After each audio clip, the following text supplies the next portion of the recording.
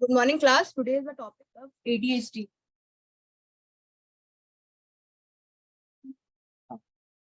अब भी आ रहे हो? So basically ADHD I picked up with synopsis and Maudsley and Stahl and okay.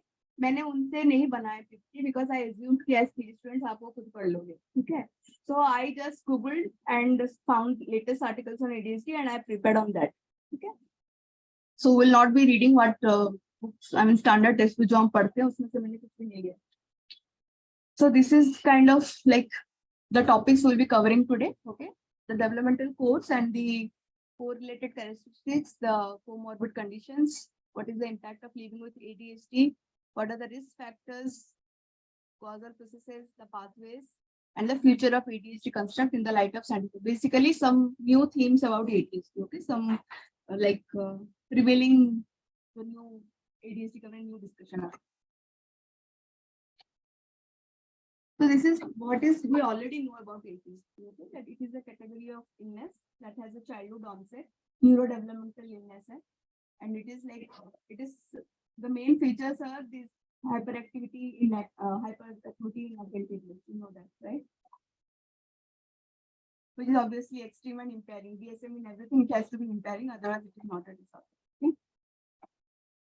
So the full recovery is seen in less than 10% of ADHD individuals. Okay, this is an MTS study, and other studies have replicated it. Like the remission and the full remission recovery is very less. Okay, the hyperactivity obviously decreases. You don't see an adult ADHD jumping and kind of running like kids do. But what persists is impulsivity and inattention. Okay? You can say some like hyperactive, like they may be fidgeting or feeling of restlessness, but basically inattentiveness and impulsivity is more. That's why we see so many comorbid substance abuse cases and all of this impulsive thing. Okay. Now the DSM categories, that is inattentive, hyperactive, or impulsivity. Those categories are not fixed in the sense that when you diagnose a patient as having, say, I said it is an inattentive type of ADHD. Or he is a hyperactive type of ADHD. वो diagnosis fix नहीं हो जाता. It may change over the course of illness. So it is not a watertight part. Is somebody driving here or what? Constructing.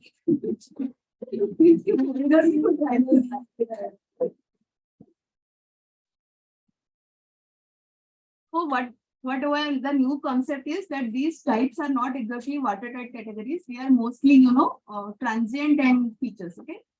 Today it may be like a patient has this type, maybe say combined type, and tomorrow he may be diagnosed as hyperactive type or maybe inattentive type. So these types are not watertight categories.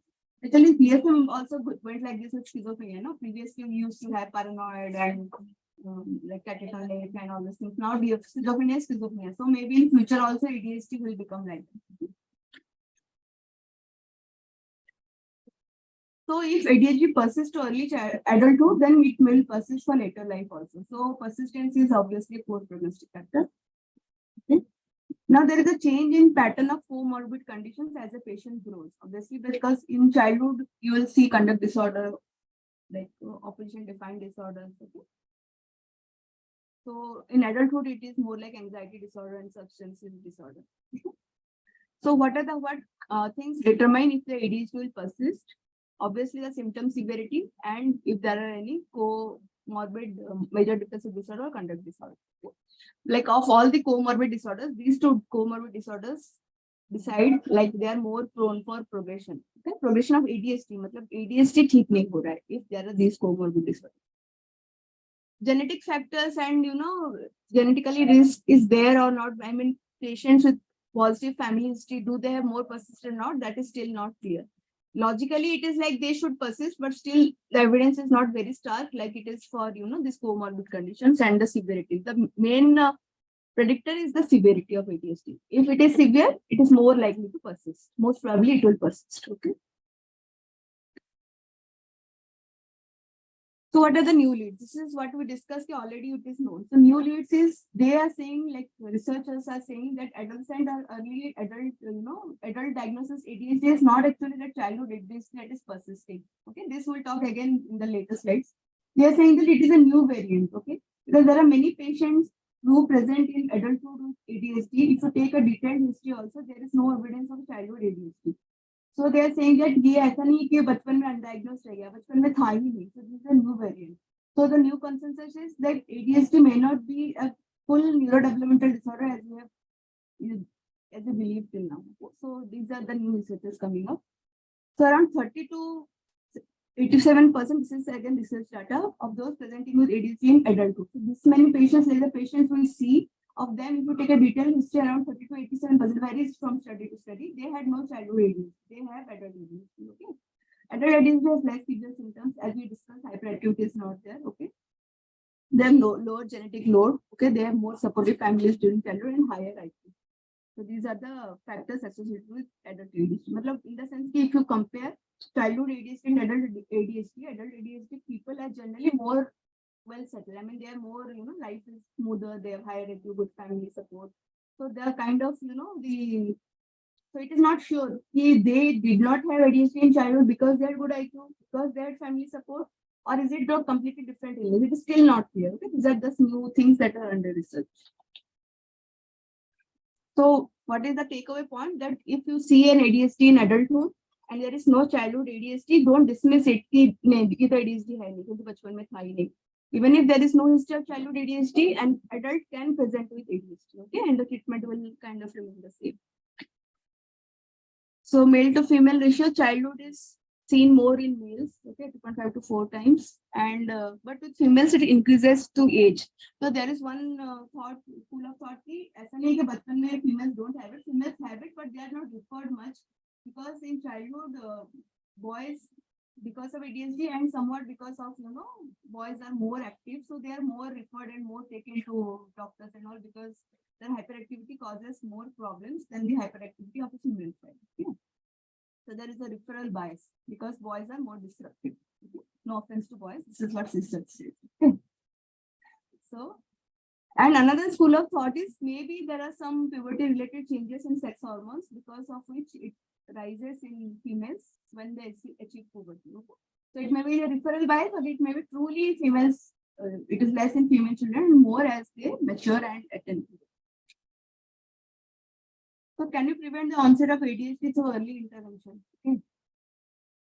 Like if you target ADHD related, because what is ADHD basically? Poor self-regulation. Okay. So if you target poor self-regulation or deficit executive function deficit executive function, can you stop ADHD? It is not clear.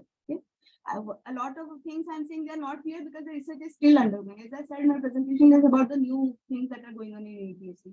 So these are the talking points. Okay, these are not the final, full and final. Okay.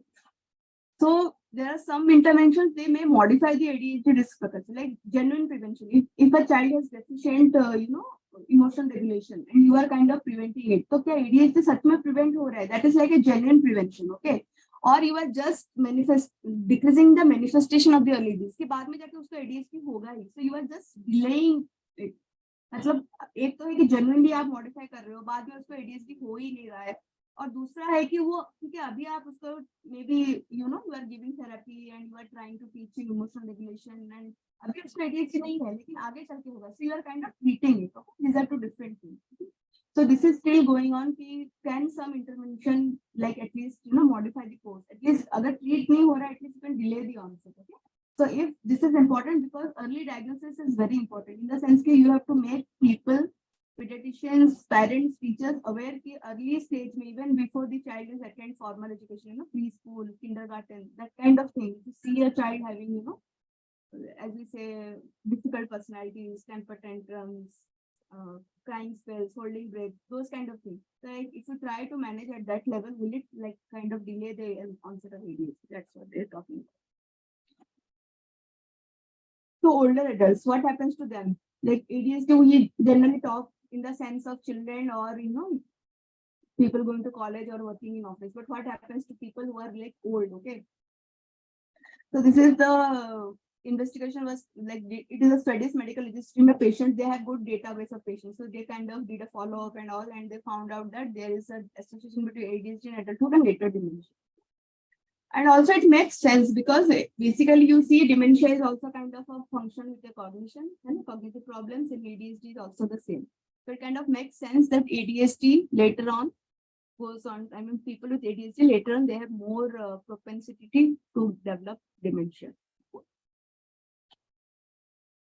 Okay, so basically ADHD has two kind of problems: emotion regulation difficulties, ERD, and sluggish cognitive tempo. Okay.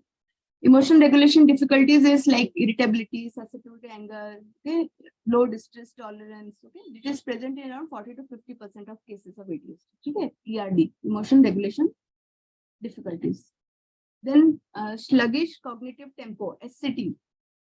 It is like excessive daydreaming, being lost in a fog. Okay, and motor elements like slow working, slow moving. Okay. Now there is a proposal to change the name to cognitive disengagement syndrome, because sluggish cognitive tempo is kind of stigmatizing. It is something like how you used to say mental retarded. So it has turned to intellectual disability. So this is also, there is a proposal we should change it to cognitive disengagement syndrome. But the thing is, the presentation is the same. Okay? So it is mostly seen in combined or inattentive type. Around 25 to 40% of ADHD patients have this. Okay.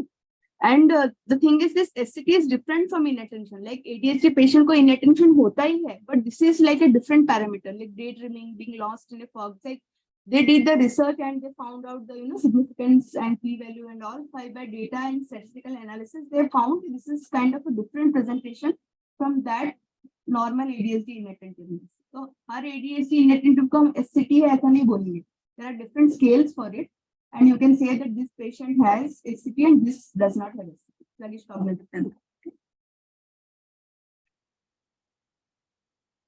So obviously, emotional regulation difficulties will be associated with lower quality of life, social employment, works adjustment as adulthood. Okay? And sluggish cognitive tempo is associated with social withdrawal, depression, poorer functional outcomes. This is evident, like you will obviously be not very active cognitively, so obviously there will be social withdrawal. Also, ADHD patients have a sleep difficulty. Okay, they have poorer quality of sleep, and it is more subjective than objective. Okay? The patient feels that my sleep is not restful. Okay? It is associated with lower quality of life, worse family function, increased depression, as all like it is general. Sleep पूरी नहीं होती तो ये सब होता है. Also, if the sleep is like not refreshing, then emotional regulation difficulties will be there. Okay? And both ERD and SCT are associated with poor sleep and daytime sleepiness as a result. ADHD patients have elevated levels of virtually all psychiatric disorders. Okay, there is ODD, anxiety, autism, depression. These are prominent in childhood. As I said earlier, also like these will be more prominent in childhood. Okay, inattention will be linked to withdrawal and depression. Obviously, hyperactivity, impulsivity is linked to behavioral conditions. Okay? And if there are comorbid conditions, then there is more propensity for ADHD to persist, as we have already seen. So in females, the comorbid conditions that are more likely to present are autism, ID, intellectual disability, oppositional defiant disorder, conduct disorder, schizophrenia, suicidal behavior, personality disorder, substance abuse. Okay? But anxiety and depression is similar to non-ADHD. Like in females, anxiety and depression, ADHD and non-ADHD, the proportion is same. Okay? There are also overlap with physical conditions, but I have not discussed the condition, the physical conditions. Okay? So it is like, is this like a kind of, hybrid disorders? There are domains of this, like domains of anxiety, domains of ODD, domains of conduct disorder, with domains of ADHD. So it may be like, is this a spectrum? Okay? Not a fixed category, but is this a spectrum? So family studies, genetic studies, they all illustrate shared genetic variance between ADHD and co-occurring condition. As I said, maybe there's a spectrum because the genetic same genes are responsible. Okay, genetic variance is there. Like they share the genetic variance. So maybe somehow the same genes are responsible for expression of all these disorders. There are some environmental causes also, like prenatal toxin exposure, prematurity, psychosocial deprivation. Okay? They also increase like the same risk factors: ADHD, autism, intellectual disability. They share the same risk factors. Okay, so this also points towards maybe they are different manifestations of the same kind of disorder. These are the shared common postnatal factors: unsupporting parenting, poor family relationship. Okay. So maybe the same factors are responsible for deficient executive function. Okay. So people with ADHD, they experience a multitude of negative environmental exposure, okay, and that may be responsible for the co-occurring conditions. Maltreatment, as we already discussed. So maltreatment may lead to later aggression, anxiety, and depression. And ADHD behavior itself evokes very negative response, right? If the child is very hyperactive or inattentive, obviously there's a lot of criticism, hostility at school, at home. So that kind of, feeds the loop. So what is the impact? There is risky behavior. Okay, risky behavior, we all know they do substance abuse, teen pregnancy, gambling, risk-taking accidents. Okay, because of that, they are socially excluded by peers. Okay, low scholastic performance and vocational problems. It is very like if you see also in like OPD, also a child may not be performing well, but once the ADHD is controlled, the performance increases markedly. So ADHD in this way has very good prognosis because of treatment, the result can be very obvious, unlike in other psychiatric disorders. Okay? As I said, impairment persists in more than half of the cases. Okay? Impairment may be underestimated in humans in childhood. We have discussed this. Self-reported quality of life is reduced, okay, and it is reduced more when there are comorbid conditions. And the ADHD, the quality of life is similar to seen in other serious pediatric illness, maybe cancer or some other chronic disorders that lead to long treatment. उनका quality of life जैसे होता है बच्चों का भी ADHD बच्चों का भी quality of life ऐसे होता है. So it may not be a life-threatening illness per se, but it reduces the quality of life as much as life-threatening or chronic illnesses. Okay? And parents and siblings' quality of life is also reduced.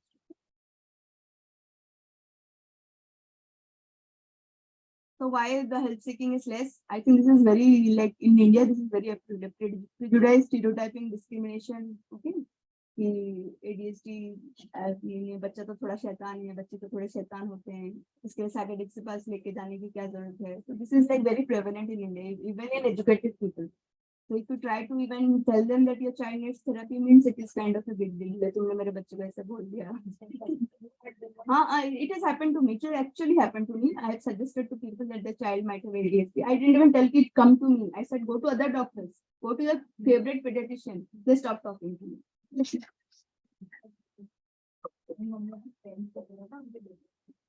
I have told so many, like 3-4 cases have happened, and they're educated people. Like I'm not telling random people. In fact, people who are not very educated, they will actually take your advice. But educated people will get offended first, and then I don't know, whatever. So this is what happens very prevalent in India. Okay. So there is a study that says that ADHD related stigma is more pronounced than even in specific learning disorder. Okay. Like learning disorder के बच्चों को इतना stigma या problem नहीं होता है, ADHD के बच्चों को ज्यादा होता है. It's kind of होगा ही because the ADHD is very obvious. ना learning disorder is obvious only when you are the teacher, but ADHD is obvious to everybody. Okay, so the stigma is more, but it is less so for bipolar because bipolar is hyperactive disorder. So the stigma ADHD falls in between bipolar and specific learning disorder. Okay. So DSM-5 and ICT, they both say the performance impairment should be important. Okay. So there is a mandatory impairment criterion. We know this. And both DSM and ICT, they recommend that the standardized scale for functional assessment should be used, which is based on the international classification of function. If anybody finds this scale, just let me know. Okay, this international classification of function. Okay.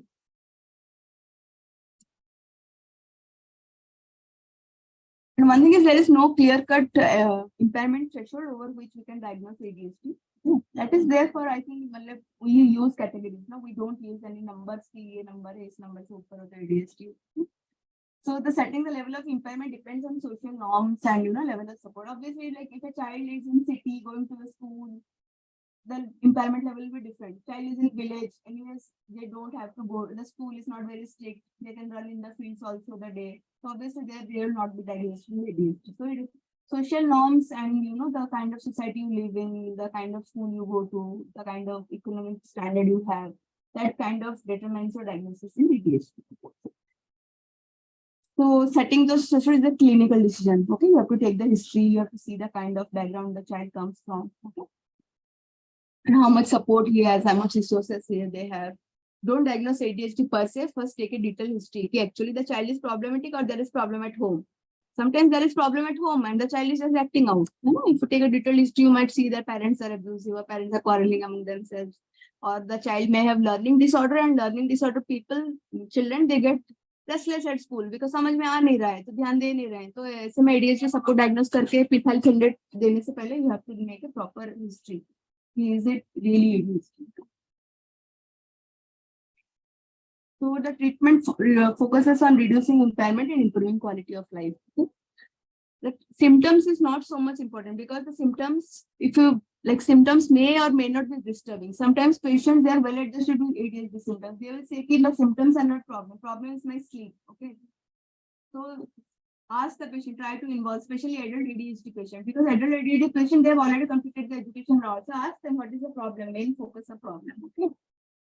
Like sleep problems or other co-associated comorbid conditions. Okay.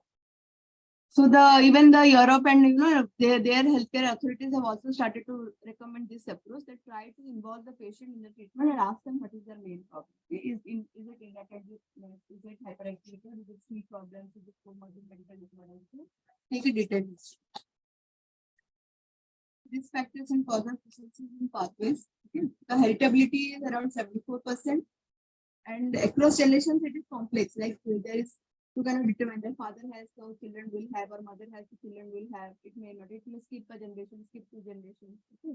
So it is complex. Okay. So research data on around 20,000 people with ADHD and 35 without ADHD, they identified 12 risk variants of the SNP type, single nucleotide polyp. Then another study of 38,000 people with ADHD and 1.87 lakh unaffected individuals, they found 27 genuine void significant loci. So it has been found, but it's not reproducible in the sense that you cannot find that in every patient. And if that genome is there, that loci is there, that gene abnormality is there, that patient will have ADHD. This is also not true. Okay, so this have been found, but the association is not very strong. That's what he's saying. It carried a very small risk individual. Okay? So, and they explain only 25 to 30% of the total heritability associated with screen studies. So they are not explaining all the heritability. There are still genes that have yet to be found, which are responsible for ADHD. Okay? So other types of genetic variants have been found through studies, that is CNV studies. Okay, these are like somebody in molecular biology could have explained. Even I don't know what a CNV study. This is something related to molecular biology. Such studies can identify even more genetic variants. Okay. So obviously there is an interplay between genetic and environmental factors. Now this is a study, genome-wide association study. It has confirmed the role of neurotransmission-related genes, okay, and other brain-related processes. So it says that there is some problem in maturation in prenatal and early postnatal neural output. Like even in schizophrenia, we say this thing, right? So it is kind of the same things are happening in the brain, that there is some problem in the early maturation process in the neurons. So combining this as a genome study with imaging data has helped to identify some common genes, and there are some common findings in the sense the intracranial volume is less, the surface area of the cortex is less in ADHD patients. So there are some neural processes going on which results in lower volume. Surface area less है मतलब क्या मतलब वो convolutions less है brain में, है ना? So there are some damages in natal life which is leading to this. Also, this SNP single nucleotide polymorphism is there is overlap between ADHD, autism, and the patient. Okay. So biological overlap due to genetics has also been seen with neuroticism and IQ and somatic related diseases. Like neuroticism is high, IQ is less. Okay, in ADHD, you can see. Also, this study also suggested 80% major genetic overlap with children and adults with ADHD. Like children with ADHD and adults with ADHD, there is some genetic overlap, but it is only 80%. 20% is missing. Okay, so that's why that also leads to a theory that adult ADHD is something different from childhood ADHD. This we know, environment is like gestational hypotension, preeclampsia, childhood eczema, low serum vitamin, like maternal SSRI during pregnancy, preterm birth, low birth weight, head trauma, all these are predisposing factors. Okay? Neurotoxic pollutants, okay? Infant perinatal DNA methylation. Okay. Now, one thing is in today's generation, everybody is addicted to screen. Not addicted, everybody is like very much spending a lot of time in front of screens. Okay. So we are all vulnerable, but is ADHD like, does ADHD make those kids more vulnerable to harmful effects of watching screen? Like ADHD is worsened more by watching screen. There is a school of thought that yes, but still more research needs to be done.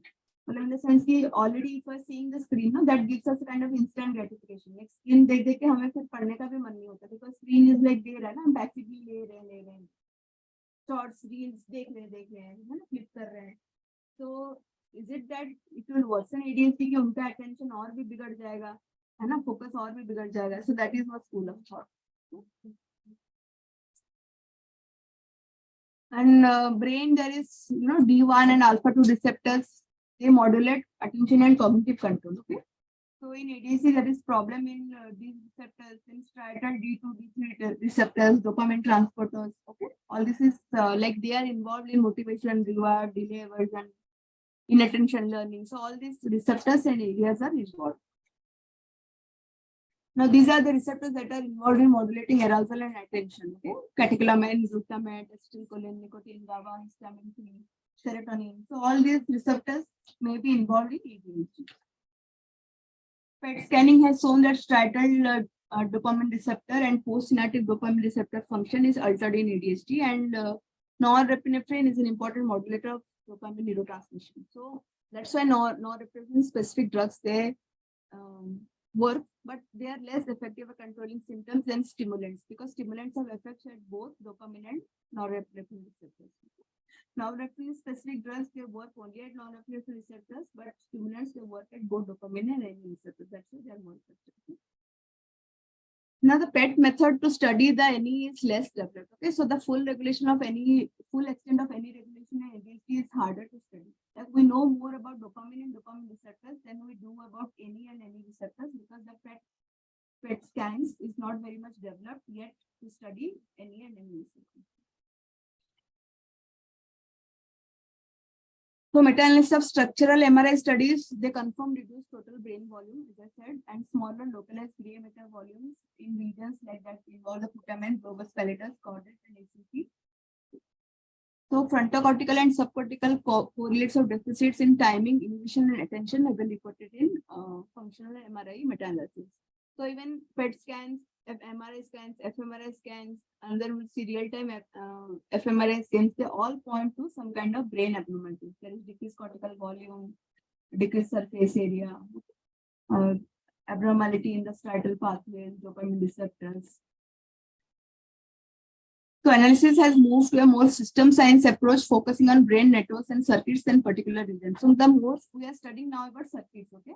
It is not about region. ऐसा नहीं कि caudate में problem है या frontal lobe में problem है. It is more like that the circuits में problem. Okay? Everything is like moving to circuits, not only ADHD, even schizophrenia and other disorders also. We started talking about circuits. Yeah. So meta-analysis identify ADHD specific task-related hyperactivation in the frontoparietal network and hyperactivation in the visual and dorsal attention. Then another meta-analysis that used resting state fMRI that reported that ADHD-related hyperconnectivity between frontoparietal network, default mode network, and effective network. Default mode network is the mode when you are just your mind is wandering. मतलब जब हम actively कुछ कर नहीं रहे and mind wanders and we are just lost in thought and daydreaming, that is called the default mode network. ADHD में default mode network बहुत high है. मतलब normally when we are focusing on a task, the क्या है DMN default mode network switches off. मतलब आप बंद हो जाओ, आप काम करना है. लेकिन ADHD में that does not switch off. Yes, still even if task is given, their DMN is still active. So that is one of the theories that is the problem in their brain, that the DMN is not getting switched off. Okay. And there is hypoconnectivity between frontoparietal network and ventral attentional network and somatosensory network. So these are the circuits they are talking about. Okay, so these are the circuits that are affected in ADHD. And also there is a problem in that another study, they reported lower fractional anisotropy.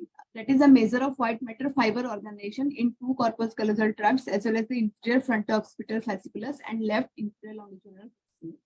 So these tracts are kind of underdeveloped. That is also evident in studies. Okay.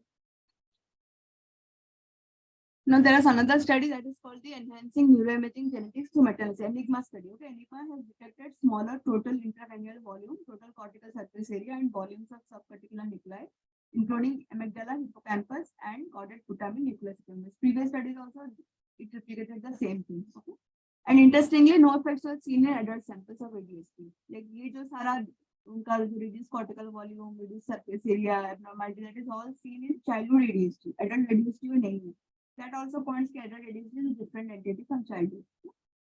So still smaller effects have been reported in another study, that is the ABCD, Adolescent Brain Cognitive Development Study. The same thing was replicated in मतलब 2-3 study में same चीज आ चुका है. So another study, they did not find ADHD related effects in cortical thickness or subcortical volume. So the total volume is decreased, but subcortical volume is specifically decreased. ऐसा नहीं मिला है. And total intracranial volume and total cortical surface were decreased. Okay, so this is the like what are the significance, how much they found. So significant differences were found in caudal areas, middle temporal gyrus, post-central gyrus, and pericalculent cortex. Okay, so overall, this ENIGMA and ABCD, both these studies, they confirm the presence of structural differences in children with ADHD, but highlight the subtlety. It is not very much SNK grossly reduced hota hai, like in dementia, but there is some significant reduction. So novel molecules, they may help, maybe new treatments for ADHD may come, like orexin. We have already read orexin in like in a sleep thing. Okay, so orexin might be also responsible because orexin basically it is like arousal may help karte. So it might be involved in ADHD. Okay, so reward attention, arousal, appetite during the sleep. So orexin maybe in future we'll be using some drug that works on orexin receptor. So children with ADHD haven't found to have decreased serum orexin levels. Okay? So for example, we know it is a orexin hyperactivity receptor antagonist. Okay. So in animal models, it has produced a decrease in impulsivity. So maybe in future it will be used in children also, in humans also. Then modafinil, we use modafinil in depression. Okay, that is a DAT blocker and a partial orexin agonist, and it has shown positive effects in ADHD clinical trials. But there is concern about adverse effects, so maybe they have not got the approval for marketing. Then viloxazine is a new, it is like newly approved in US. Okay, it is a non-stimulant. It is not available in India yet. Okay. While the currently accepted mechanism is attributed solely to NET blockade, viloxazine is a moderate inhibitor of NET, okay, norepinephrine transporter, and it elicited a moderate activity at noradrenergic and dopaminergic system. Also acts on the serotonin system. Okay. In vitro binding studies with viloxazine has demonstrated antagonistic activity serotonin 2B and agonistic at serotonin 2C. And in vivo administration of viloxazine to rats yielded increased cellular serotonin levels in the prefrontal cortex. And so it is kind of, it's acting at that norepinephrine receptor, serotonin receptor. So maybe this will be one of the future treatments of ADHD. So what is the future? Okay. As I said, that is it a neurodevelopmental disorder? Because you have seen so many like clinical features, PET scans and fMRI studies, they've all demonstrated that adult ADHD is distinct from childhood ADHD. Because there are some structural findings is also different, genetic variants bhi itna nahi hai, and there is no history of childhood ADHD. So maybe it is not a neurodevelopmental condition. That is one school of thought. Okay? They're distinctive, as I said. So maybe late onset ADHD should be treated as a non-neurodevelopmental presentation. Okay. And maybe these early and late onset cases will require different clinical management also. Now, this is a school of thought that is starting that ADHD is not a disorder at all. Okay, like this is a socio-cultural rights-based thing, that it is the neurodiversity. Like they say, autism and ADHD, they are not impairments. The environment is impaired. Okay, they are saying ki, in the sense that to make the suppose ADHD, the child is hyperactive and restless inside the classroom. So the problem is not with the child, the problem is with the classroom. Okay, take him to open teaching, like teaching in the open. Teach him skills in the open. Okay, so that is one school of thought. They don't medicate these children, and kind of the environment should be suited. जैसे मैंने बोला कि village में कोई बच्चा है तो उसको problem नहीं होता है. That is what the school of thought says. How much practical it is and how much it is, it can be implemented is like it is a fine line.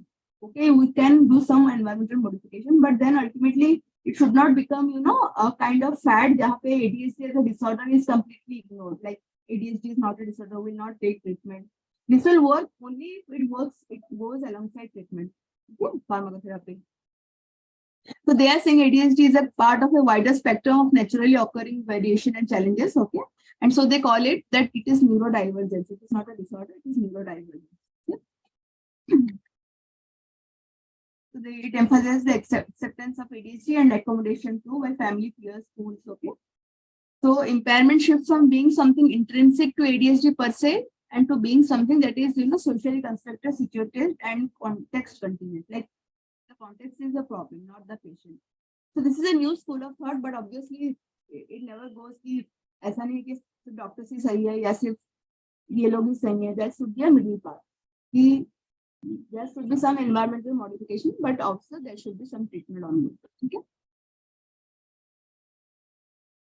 So they say the personal perspective of the individual with ADHD should be taken into consideration. Okay. And the participatory approach to research should be there. Like ask the ADHD patients what they want and what is the impairment, what should be treated. Okay.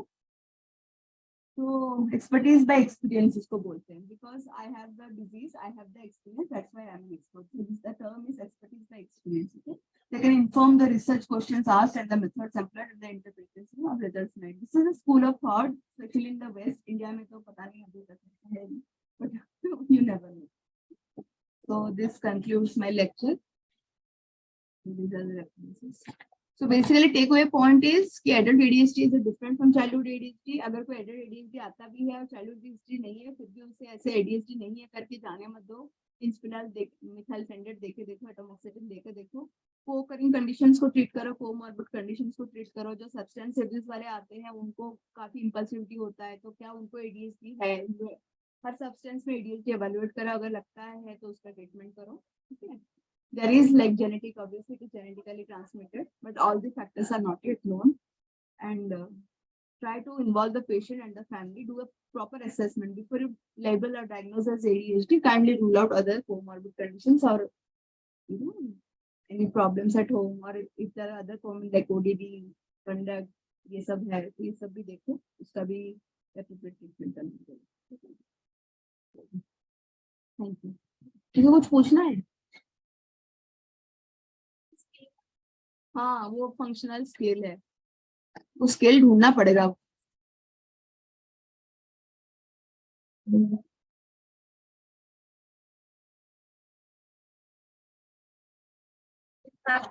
हाँ interview, हाँ वो scale actually ऐसे record. बाकी तो scale जो normal हम use करते ही है ना.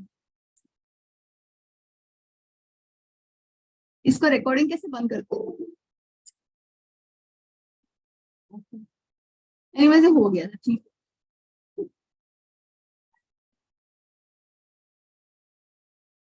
ये तो जला ही नहीं. क्या होता? अच्छा, ये लाइट तो जला नहीं. मैम ऐसे एडिटिंग फॉर ऑल.